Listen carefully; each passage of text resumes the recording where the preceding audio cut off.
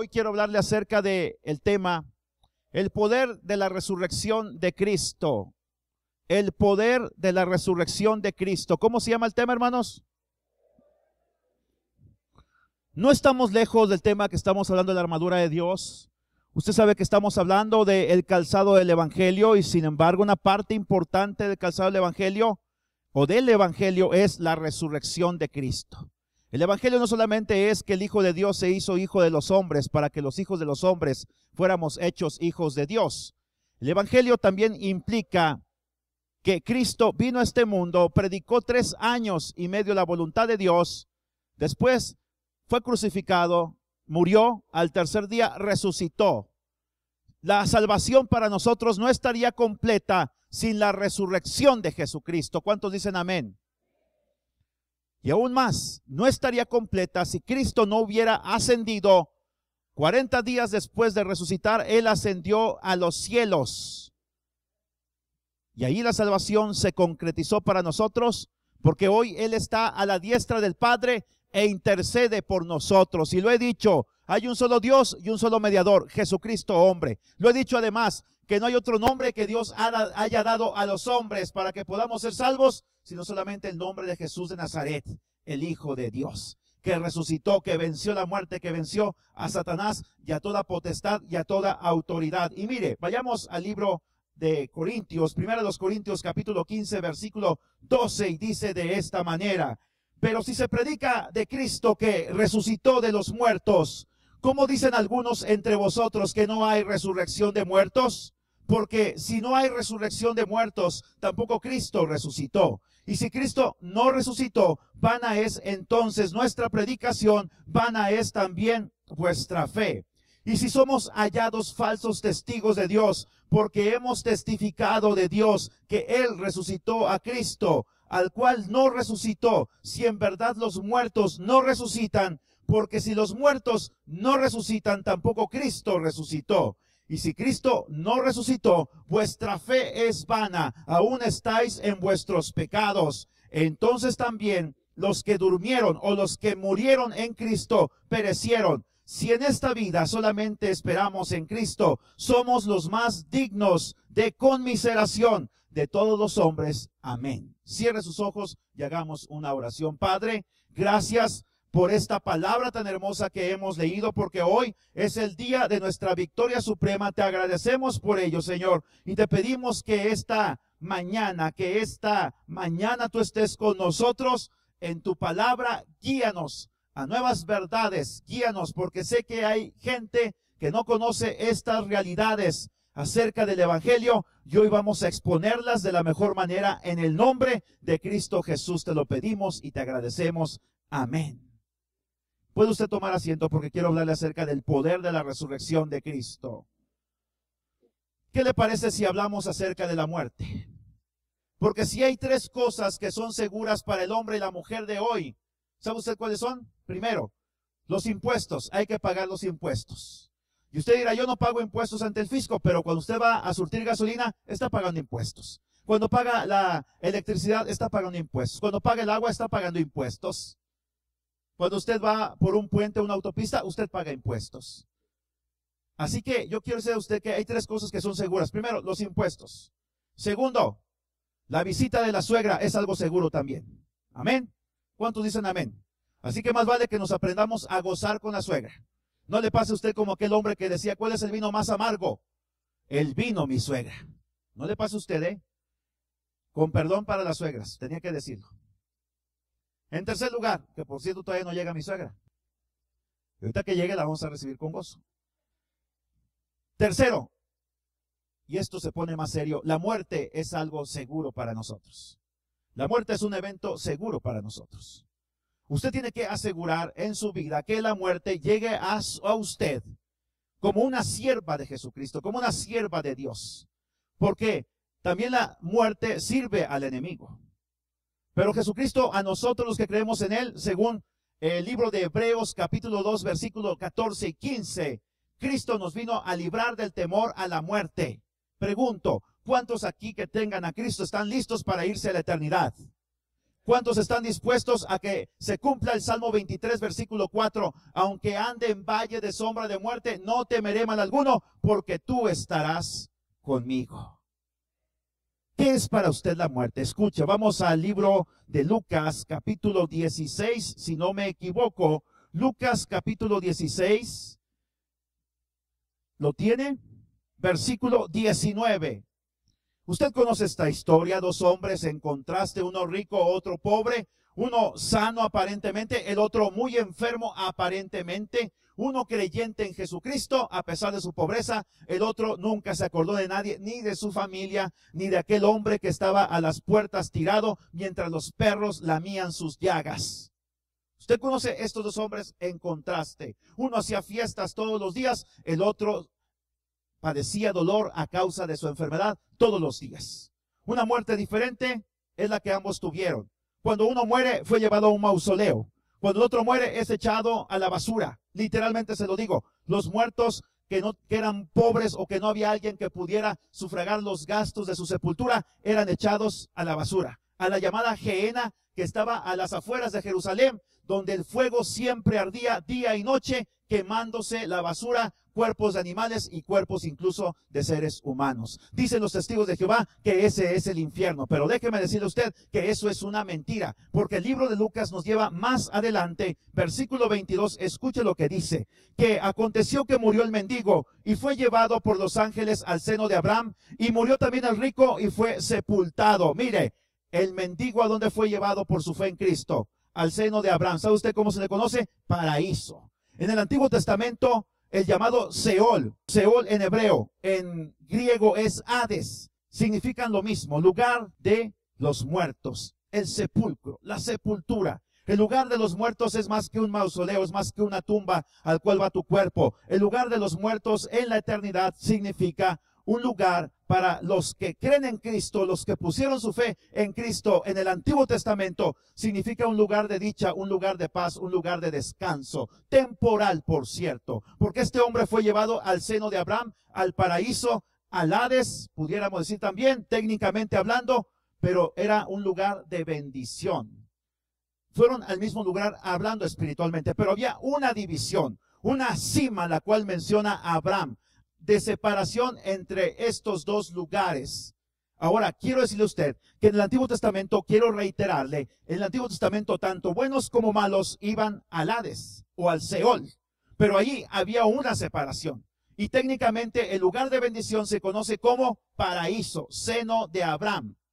Mientras que el lugar de maldición y castigo, escuche lo que dice aquí, versículo 23, en el Hades, ¿quién alzó sus ojos? El rico. Alzó sus ojos. Eso es una realidad. Entonces, hay dos lugares en la eternidad, temporalmente en el Antiguo Testamento. Cuando Cristo resucita de entre los muertos, Cristo va al Hades, va al lugar de los muertos, desciende aún más abajo, en el abismo, donde hay ángeles encadenados que no guardaron su dignidad y que se rebelaron contra Dios, que tomaron cuerpos de hombres, fornicaron y adulteraron con mujeres y fueron lanzados a ese lugar por su desvarío, por su extravío. Y allí en el abismo Jesucristo les dijo a esos hombres, ¿sabe una cosa? Ustedes deshonraron sus cuerpos, ustedes negaron a Dios, ustedes me negaron a mí, ustedes me rechazaron, me traicionaron. Y ahora vengo a decirles que es una realidad la resurrección de entre los muertos, que yo vencí a Satanás y a ustedes, horda de demonios, también los he vencido. Ahora, pero Cristo no solamente hizo eso.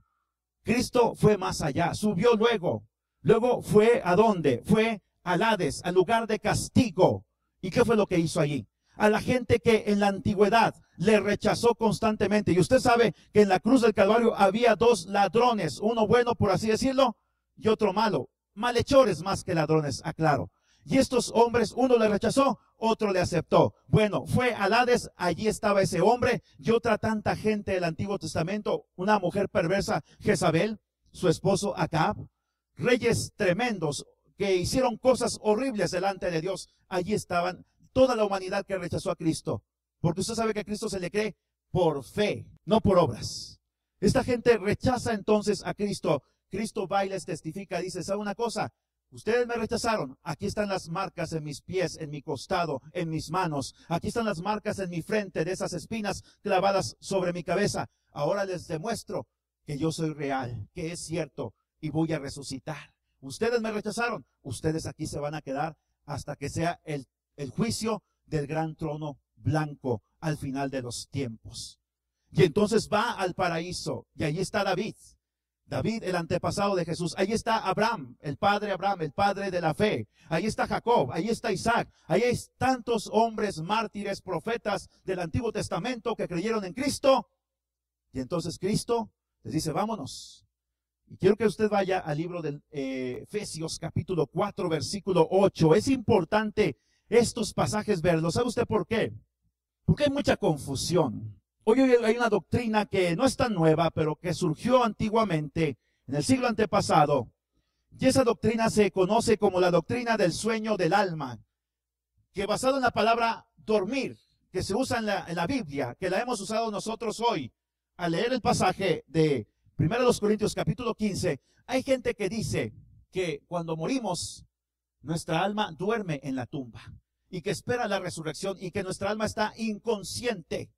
Pero vamos al libro de Lucas y encontramos que el hombre aquel dice que alzando los ojos vio allá arriba a Lázaro y a quién más, a Abraham. Así que no estaba inconsciente. Vemos que él habla, vemos que tiene memoria incluso. Pero mire, ¿qué es lo que hace Jesucristo en Efesios capítulo 4, versículo 8? Dice, por lo cual, subiendo a lo alto, llevó cautiva la cautividad y dio dones a los hombres. Versículo 9. Y eso de que subió, ¿qué es? Sino que también había descendido primero a las partes más bajas de la tierra. ¿Se fija usted? Llevó cautiva la cautividad. La gente que estaba cautiva por la muerte en el paraíso, a ellos se los lleva a la presencia de Dios. Entonces hoy el paraíso se ha quedado vacío. Hoy la gente que muere sin Cristo se va al Hades, se va al Seol. No es el infierno todavía, escuche usted esto. Se va al Hades, se va al Seol. Pero la gente que muere en Cristo, creyendo en Jesucristo como su Salvador, ¿qué es lo que pasa? Esa gente se va a la presencia de Dios. Jesucristo le dijo a aquel hombre, hoy estarás conmigo en el paraíso. El apóstol Pablo dijo, para mí el vivir es Cristo, el morir es ganancia. ¿Por qué? Porque cuando yo muero, me voy a la presencia de Dios. Escuche, vamos al libro de 2 Corintios, capítulo 12, versículo 1 en adelante. Escuche. Versículo 2, ¿lo tiene? Conozco un hombre en Cristo que hace 14 años, si en el cuerpo no lo sé, si fuera del cuerpo no lo sé, Dios lo sabe, fue arrebatado ¿hasta dónde? El tercer cielo. Hoy cuando nosotros morimos vamos al tercer cielo. ¿Usted sabe esos conceptos? Cielo atmosférico es el cielo que rodea la tierra. Cielo astronómico es el universo. Y el tercer cielo está fuera de este universo. Es una dimensión espiritual que es la presencia de Dios. Amén. Ahora escuche lo que dice más adelante. Fue arrebatado hasta el cielo y conozco a ese hombre. Y luego dice en el versículo 4, fue arrebatado ¿hasta dónde? Hasta el paraíso. Así que el cielo es el paraíso. Jesucristo dijo a aquel hombre, hoy estarás conmigo en el paraíso. Jesucristo muere y el día sábado Cristo está en esos tres lugares que le he dicho, el abismo, el Seol o lugar de castigo y el paraíso, lugar de bendición. Y entonces lo que hace, se cumple Efesios 4, 8 al 10, que es, se lleva cautiva la cautividad. Y luego regresa. Y un día como hoy resucita de entre los muertos. Y entendemos por Pablo que paraíso es cielo. Cristo se llevó al cielo la cautividad. ¿A dónde? Él se llevó el paraíso, la cautividad al cielo. Entonces, cuando un creyente hoy muere, creyendo en Cristo, ¿qué es lo que pasa? Se va a la presencia de Dios. Mire, nada más para aclarar. 2 Corintios capítulo 5, versículo 1, escuche. Porque sabemos que si nuestra morada terrestre, este tabernáculo, se deshiciere, tenemos de Dios un edificio, una casa que, no hecha de manos, eterna. ¿Dónde? Si tú mueres, pierdes tu cuerpo aquí. Pero vas a la eternidad, se va tu alma, se va tu espíritu. Dios levanta el espíritu. Y cuando Dios quita el espíritu es la vida. Cuando Dios quita el espíritu, se separa el alma del cuerpo.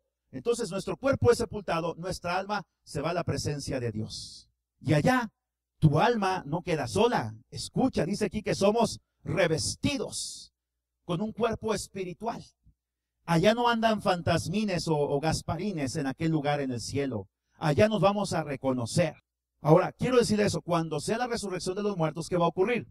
Dios va a tomar nuestro alma y nuestro cuerpo espiritual, lo va a traer a nuestro cuerpo terrenal, no importa que esté deshecho, no importa que esté hecho polvo, no importa que haya sido despedazado, no importa que te haya sido en pedacitos, tal vez perdiste una pierna, un brazo, un ojo, no importa. Dios tiene el poder para resucitarte con un cuerpo glorificado, un cuerpo con nuevas capacidades, un cuerpo al cual el pecado no puede herir, un cuerpo al cual no puede tentar Satanás, un cuerpo que nunca va a morir, que nunca se va a enfermar. Amén. Entonces estamos comprendiendo esta realidad. Y quiero decirle a usted, ahora, volviendo al libro de Lucas, capítulo 16, versículo 19 en adelante, porque hay gente que dice que el alma duerme. Ahorita voy a aclarar un poquito acerca de eso, porque es importante. ¿Cuántos están comprendiendo cosas nuevas el día de hoy? Gloria a Dios. Mire lo que dice aquí Lucas capítulo 16, versículo 23. Mire, los sentidos de este hombre seguían también como activos. Él se fue, su alma se fue al Hades, pero ¿qué fue lo que pasó? Dios mismo le dio un cuerpo a él, pero un cuerpo para que él sufriera la condenación eterna en ese lugar. Ahora, vayamos a esto. Mire lo que dice aquí. Versículo 23. En el Hades alzó sus ojos. ¿Quién? El hombre rico. Estando en tormentos, fíjese dos cosas. Primero, tenía sentido de la vista. Amén. Dos, estaba en tormentos. Tenía la capacidad de sentir. Tenía sentido del tacto. Podía sentir el fuego, la llama que le atormentaba. Y mire lo que dice aquí. Versículo 23. Estando en tormentos y vio de lejos a Abraham y a Lázaro en su seno. Entonces dando voces podía hablar. Padre Abraham, ten misericordia de mí. Envía a Lázaro para que moje la punta de su dedo en agua y refresque mi lengua. Fíjese, tenía sentido del gusto, porque estoy atormentado en esta llama. Este hombre no estaba dormido, ¿verdad?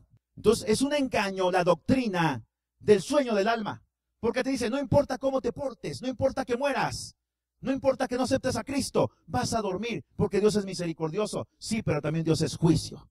Dicen los testigos de Jehová, cuando tú mueres, tu cuerpo se va a la sepultura, tu alma deja de existir. Eres como un perro. Los perros mueren y todo acabó. Pero eso también es una mentira. La doctrina de la aniquilación del alma, le llaman los testigos de Jehová, también es un error garrafal. Es una doctrina demoníaca, porque le quita al hombre la responsabilidad de confesar sus pecados ante Jesucristo y creer que Él murió por nosotros en la cruz del Calvario. Tenemos que aclarar estos términos porque hay muchos errores el día de hoy, doctrinalmente hablando. Mire, cuando ocurre la muerte de Lázaro, el otro amigo de Jesucristo, no es el mismo Lázaro. Mire lo que dice aquí. Juan capítulo 11, versículo 10 en adelante. Vamos. Dicho esto, les dijo después, nuestro amigo Lázaro, ¿qué dice? Duerme. ¿Estaba dormido Lázaro? Es un modismo para decir que había muerto. Eso es simplemente la explicación.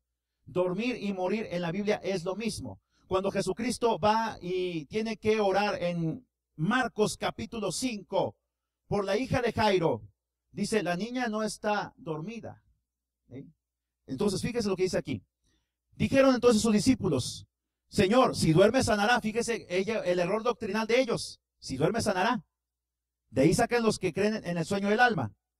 Pero Jesús decía esto de la muerte de Lázaro y ellos pensaron que hablaba de reposar del sueño. Aquí está la explicación. Versículo 14. Entonces Jesús les dijo claramente, Lázaro ha muerto. ¿Qué dice el versículo 11? Lázaro duerme, Lázaro ha muerto. Ahí está la explicación, hermanos. Vamos nada más para terminar al libro de Apocalipsis, capítulo 6. Vaya conmigo al libro de Apocalipsis, capítulo 6, porque es interesante hablar acerca de estas cosas, hermanos. ¿Por qué? Hay mucha confusión, pero la Biblia se aclara a sí misma. Nosotros no tenemos que tergiversar la escritura o cambiar términos. No le estamos engañando.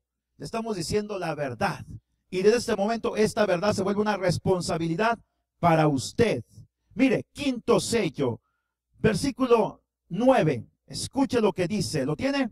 Cuando abrió el quinto sello, vi bajo el altar que las almas de los que habían sido muertos por causa de la palabra de Dios y por el testimonio que tenían, y clamaban a gran voz diciendo, ¿hasta cuándo, Señor santo y verdadero? ¿Qué dice? No juzgas y vengas nuestra sangre en los que moran en la tierra. Y les dieron vestiduras blancas y se les dio que descansasen todavía un poco de tiempo hasta que se completara el número de los consiervos, sus hermanos, que también habían de ser muertos como ellos. Aquí estamos en la etapa de la gran tribulación. Durante aquellos 7 años donde Satanás va a instaurar a través del anticristo y el falso profeta su reinado de terror en la tierra. Y él, a todos aquellos que nieguen al anticristo, todos aquellos que afirmen su fe en Jesucristo, en la palabra de Dios, y todos aquellos que se nieguen a ponerse la marca de la bestia en la frente o en la mano, van a ser martirizados. Es la única manera en que ellos se van a salvar. No van a ser disidentes políticos, va a ser gente que crea en Jesucristo como Salvador. ¿Sus almas a dónde se van a ir? Al cielo, debajo del altar, en la presencia de Dios. ¿Y qué va a ocurrir ahí? Ellos claman, ellos alzan la voz, ellos recuerdan cómo fue que murieron. Le pregunto, ¿es válida la doctrina del sueño del alma? Pregunto, ¿estaban ellos dormidos?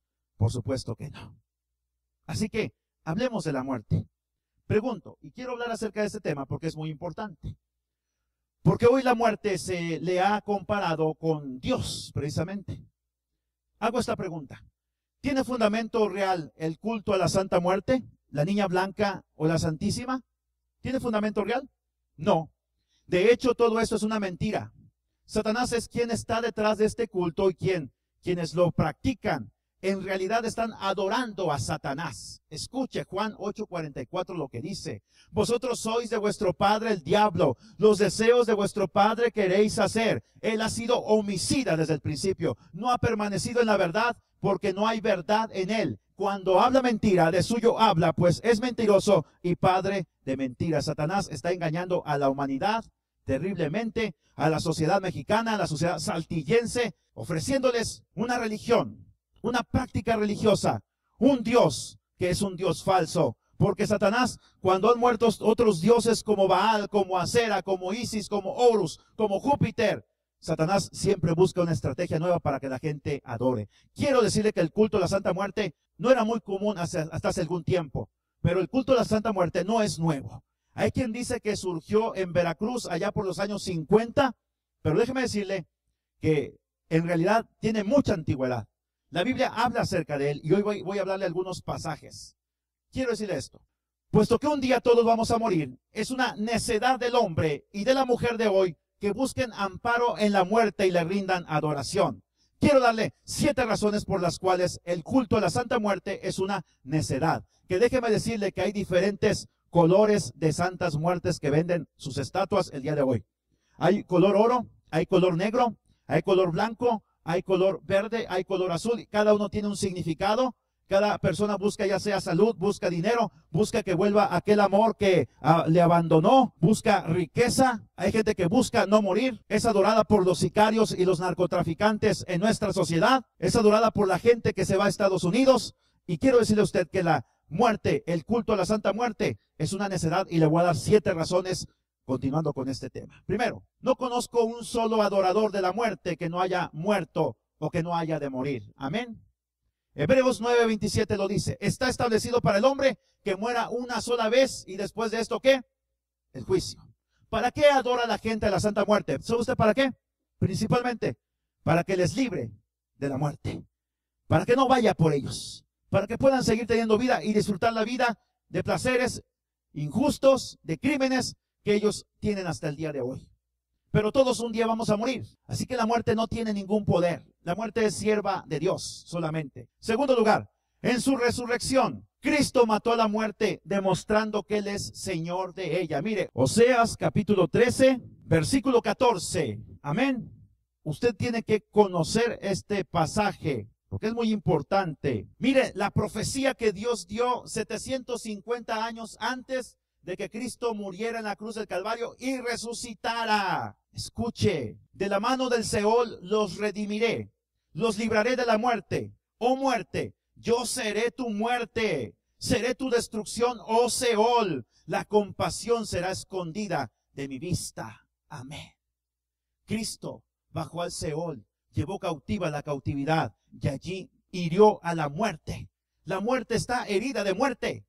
La muerte un día va a morir. Un día será lanzada al lago de fuego, que es el infierno. Todos los que están en el Seol van a ser lanzados al lago de fuego según Apocalipsis capítulo 20.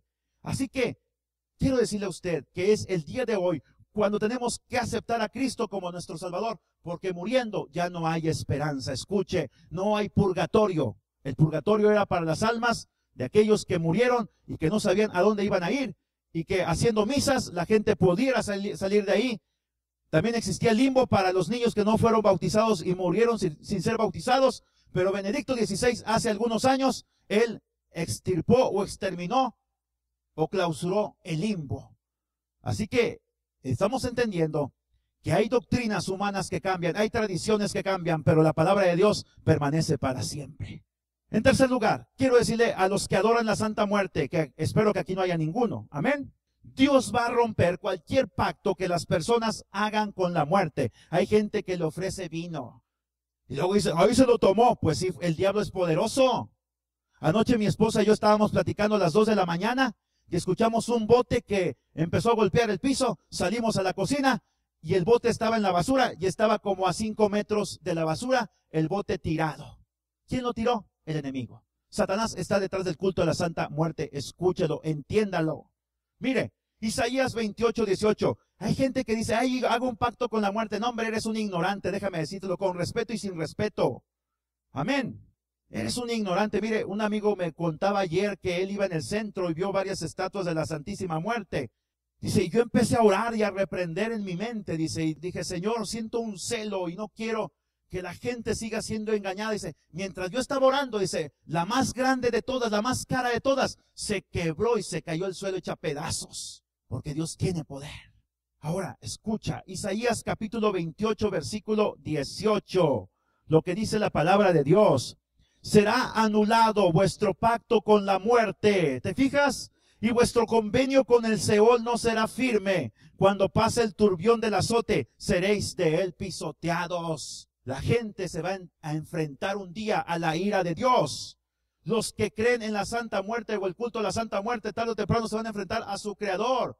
No solamente la muerte, también el Hades serán echados al lago de fuego. Cuarto, Satanás es el autor intelectual del culto a la Santísima, que no tiene nada de santa. Otro le llama la niña blanca. Déjeme decirle que la única blanca que yo conozco son las tortillas de harina. Porque yo no tengo por qué tener temor a la muerte. Si yo saliendo de aquí muero atropellado, me cae un rayo, muero de un paro cardíaco o muero aquí en este mismo instante, es porque Dios así lo determinó. Porque para mí el vivir es Cristo y el morir es ganancia. Y si Dios me tiene aquí es porque todavía algunos de ustedes tienen que afianzarse en la fe. Y hasta que no se afiancen, hasta que el Cristo no se ha formado en ustedes, yo no he acabado mi labor. Y van a venir más generaciones, yo no he acabado mi labor. Por eso es que Cristo todavía me mantiene. Y si Él decide llevarme, pues ahí te encargo, Verónica, el changarro. Y ahí les encargo a mis hijos el changarro. Satanás es el autor intelectual del culto a la Santa Muerte, entiéndalo.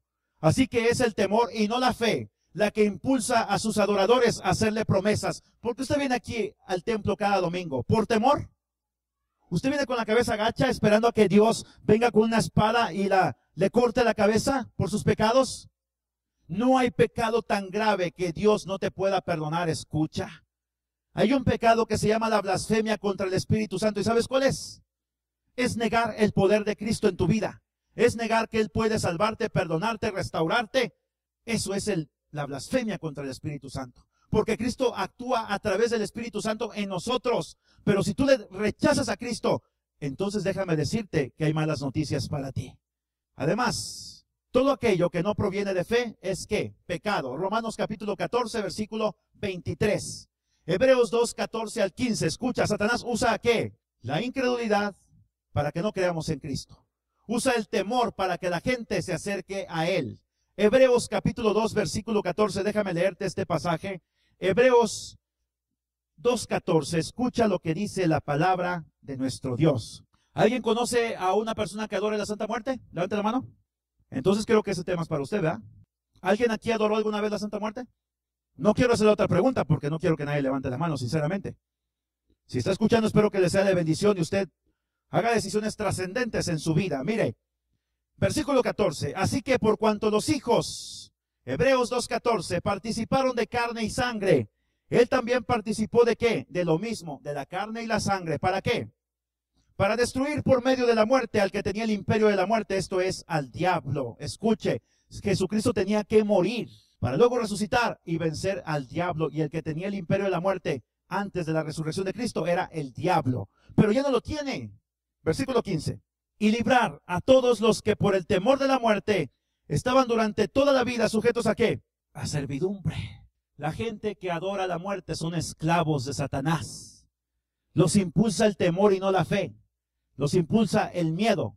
Los impulsa la muerte. Los que adoramos a Cristo nos impulsa la fe. Nos impulsa la paz con Dios, la reconciliación con Dios. De que si morimos, sabemos a dónde va nuestra alma. Todo aquello que no proviene de fe, ¿qué es? Pecado. Si es el temor lo que te mueve a adorar a la muerte, estás en pecado, déjame decírtelo. Quinto lugar, quiero decirle a usted una cosa, Yo no pensaba hablar de este tema el día de hoy, pero Dios lo puso en mi corazón porque yo sé que a algunos le va a ser de bendición, o tal vez hasta va a tocar las conciencias de algunas personas. Quinto lugar, es una insensatez que la gente minimice a Dios al decirle Diosito o Chuyito y exalte a la Santísima como la niña blanca o la llame la Santa Muerte. Mateo 4, 9 al 11, escuche lo que dice. Al Señor tu Dios adorarás y solamente a Él le servirás. Nada más a Dios se le debe de exaltar. Nada más a Él se le debe de adorar. Mientras que los que le dicen la niña blanca, la Santísima, están en un error. Los que a Dios le dicen Chuyito, le dicen Diosito. Oiga usted, ¿a poco Dios es un llavero Dios? Nunca le digan Diosito a Dios. Díganle Dios tal cual es. Amén. Mire, no conozco un solo adorador de la muerte que sea realmente feliz. Al principio, cuando cumple sus peticiones, aparentemente las cosas mejoran. Pero entiende, Satanás tarde o temprano cobrará la factura. Pero Jesucristo nunca decepciona a nadie. Romanos 10:11. Todo aquel que en Él cree nunca será defraudado. ¿Han visto la película de la Santa Muerte? Oiga, qué terrible ahí como la gente, 4 casos quedan ahí todos decepcionados. Todos. El que era narcotraficante, el que era mal policía, murieron atravesados por una bala y la muerte los decepcionó. El que tenía riquezas de la noche a la mañana, las perdió. Porque Satanás cobra un precio. Escúchalo. Y el culto a la Santa Muerte es un engaño. Solo Jesús puede liberarte de la esclavitud a la que Satanás somete a todos los que practican este culto. Primera de Juan 3:8. Escucha lo que dice la palabra de Dios. Primera carta de Juan, capítulo 3, versículo 8. Déjame leerlo. El que practica el pecado es del diablo. Amén. Porque el diablo peca desde el principio. Para esto apareció el Hijo de Dios, para deshacer ¿qué? Las obras del diablo. Si has hecho un pacto con la muerte, lo has hecho con Satanás. Y déjame decirte que Cristo ha venido a deshacer las obras del diablo. Así que, en séptimo lugar, los que confiamos en Dios y vivimos en integridad, no somos afectados por las peticiones de los adoradores a la blanca. No importa, sus peticiones no nos pueden hacer daño, porque Dios dice la palabra que el ángel de Jehová acampa alrededor de los que le temen y los defiende. Y dice la palabra que más fuerte es el que está en nosotros que el que está en el mundo. Es el Espíritu Santo, es Cristo mismo en nuestro corazón. Números 23:23, escucha, un día mis hijos empezaron a ver como un tipo monje cubierto, traspasaba las paredes y luego empezaron a escuchar ruidos, sonidos. Empezamos a escuchar que en nuestra casa algo caía en el techo, luego ya no era en el techo, era en la sala. Salíamos, no había nada. Empezamos a escuchar gritos de burla, de risa, de mujer. Y entonces entendimos que Satanás nos estaba acechando y nos quería atemorizar, porque Satanás maneja el temor. El día que tú temas estas cosas, ya le diste lugar al diablo. Yo te he dicho que la palabra es esta: reprende en el nombre de Jesús de Nazaret. Te reprendo en el nombre de Jesús de Nazaret. Es más, si quieres hasta dale patadas espirituales al diablo. Dale de caretecazos espirituales. Un día vi un profeta, T.B. Joshua. Tiene una iglesia en África. Una iglesia muy grande de miles de gentes. Y ese hombre Dios lo usa mucho en estas áreas. Y entonces dice él que un día, más bien yo vi el video, había demonios endemoniados que se le presentaban así en medio del culto. Y él hacía esto, les tiraba de golpes y sin tocarlos caían al suelo. Porque tenemos un poder espiritual que tenemos que tomar. Tampoco se trata de que seamos altaneros. El poder de Dios se debe usar correctamente en humildad. Pero tenemos un poder. Y si Dios un día te dice dar una patada al diablo, dásela. Pero asegúrate de que tu corazón esté recto para con Dios. Amén.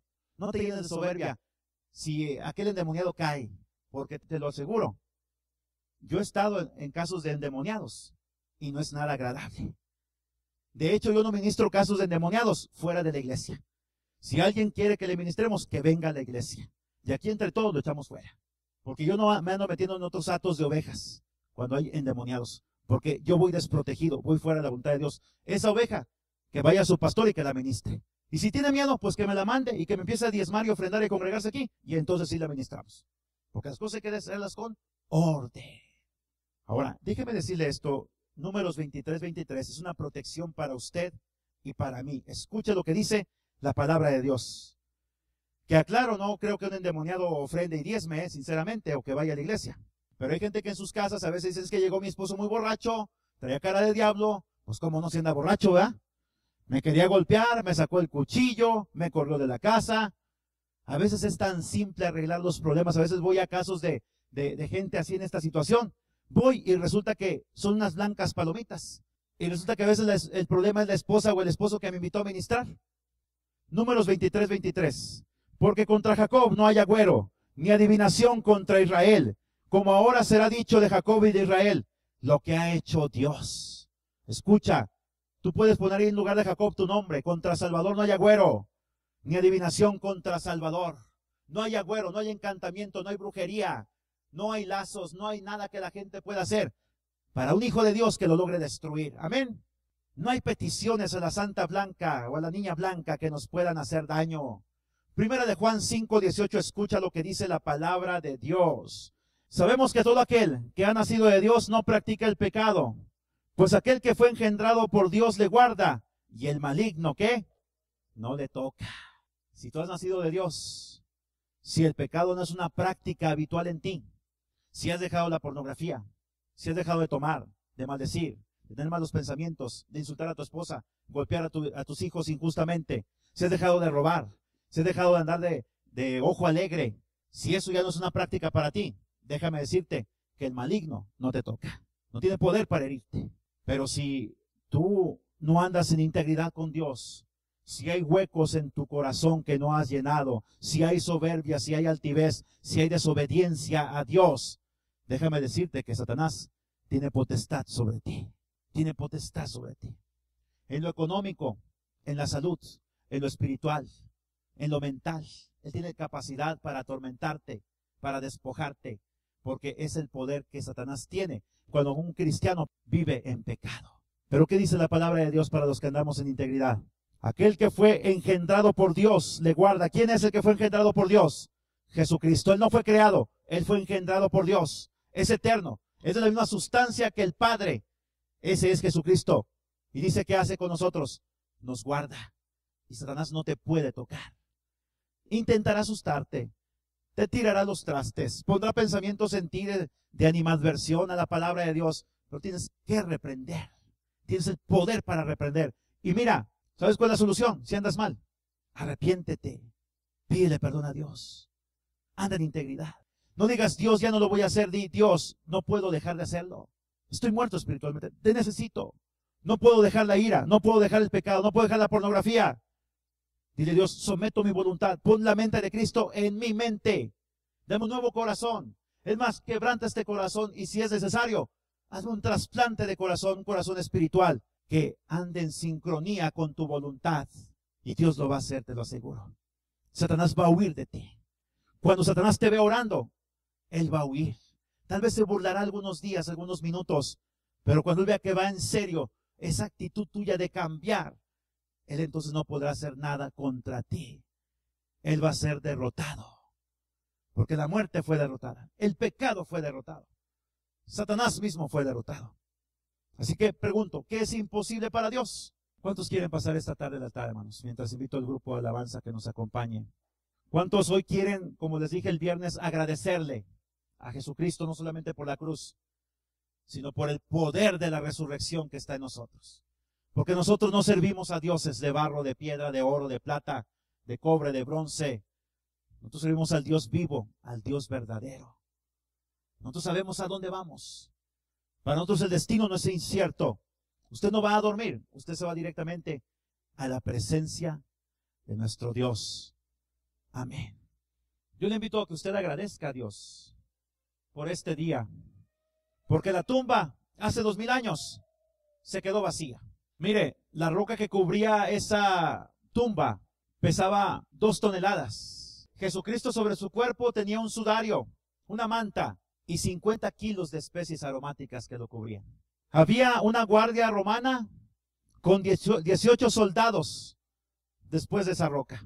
Algunos dicen que el cuerpo fue robado por los discípulos. ¿Creen ustedes que los 11 discípulos atemorizados, acobardados, que abandonaron a Cristo al pie de la cruz del Calvario, donde solamente había 4 soldados romanos encargados de crucificarle, creen que se iban a enfrentar a 18 soldados romanos? ¿Creen que ellos con su fuerza podían mover 2 toneladas de peso? ¿Verdad que no? De hecho dice que vino un ángel, se puso sobre la roca y la removió con sus manos. Me imagino que hasta con un dedo hizo ese movimiento, porque los ángeles son poderosos. Y la roca se abrió no para que Cristo saliera. Él pudo haberla removido con su propia fuerza, porque Él cuando resucitó tuvo un cuerpo glorificado. Él tenía la capacidad de aparecer y desaparecer en un lugar al instante, de andar grandes distancias con su pensamiento. De hecho, ese cuerpo ya no tenía sangre, solamente músculos, carne y huesos. Carne y huesos, no sangre. Y si gusta se lo demuestro ahorita con la escritura. En Lucas capítulo 24. Porque no la necesitaba. ¿Sabe usted por qué? Porque Él derramó su sangre en la cruz del Calvario por nosotros. ¿Sabe usted por qué? Porque la sangre es nuestro sistema de limpieza, nuestro sistema inmunológico en nuestro cuerpo. Él ya no necesitaba, porque Él murió por nuestros pecados. Porque la carne y la sangre no pueden heredar el reino de Dios. Todo esto es profético. La sangre no puede heredar el reino de Dios. La carne que está clavada al pecado no puede heredar el reino de Dios. Necesitamos un nuevo nacimiento. Necesitamos nacer de nuevo del Espíritu. Entregarle nuestra vida a Cristo. Ese es el tiempo aceptable. Este es el día de salvación, dice 1 Corintios capítulo 6, versículo 2. Es el día de salvación. Hoy tienes que entregarle tu vida a Cristo. Hoy tienes que tomar esa decisión, porque ya no hay mañana. Si hoy muero, yo sé dónde voy. Muchos de ustedes lo saben. Y si tienes incertidumbre es porque tal vez tienes que ponerte a cuentas con Dios. Y si tú crees que te vas a ir al infierno, escucha, hoy hay posibilidad de que tú conozcas el camino de salvación, porque Jesucristo dijo, Juan 5:24 lo afirma, el que escucha mis palabras y cree que me envió tiene vida eterna y no vendrá a condenación, mas ha pasado de muerte a vida. Nosotros sabemos a dónde vamos, amén. Cierren sus ojos, quiero hacer una oración por ustedes. Cierren sus ojos. Señor, gracias por este día tan hermoso en el cual nos has dado el recuerdo de que resucitaste de entre los muertos. La tumba está vacía, la muerte no te pudo retener. Tú resucitaste, estás vivo, estás a la diestra del Padre. Nos has dado el Espíritu Santo que nos guía, nos consuela, nos da dones. No somos huérfanos, sabemos nuestro destino. Tú dijiste, voy a preparar lugar para ustedes, para que donde yo estoy, ustedes también estén. Así que, Señor, nosotros tenemos un destino eterno, asegurado por ti, Señor. Te decimos únicamente esto, Padre. Gracias, gracias, porque entregaste lo que más amabas, porque lo viste morir, le tuviste que dar la espalda, porque Jesucristo, tu único Hijo, murió por nosotros en la cruz del Calvario. Gracias por cada uno de los que estamos aquí, Señor. Y hoy recordamos que no hemos terminado nuestra labor. La tumba está vacía y también hay sillas vacías el día de hoy. La tumba está vacía y hay corazones vacíos de ti, a los cuales tenemos que compartirles el Evangelio, que Cristo resucitó de entre los muertos.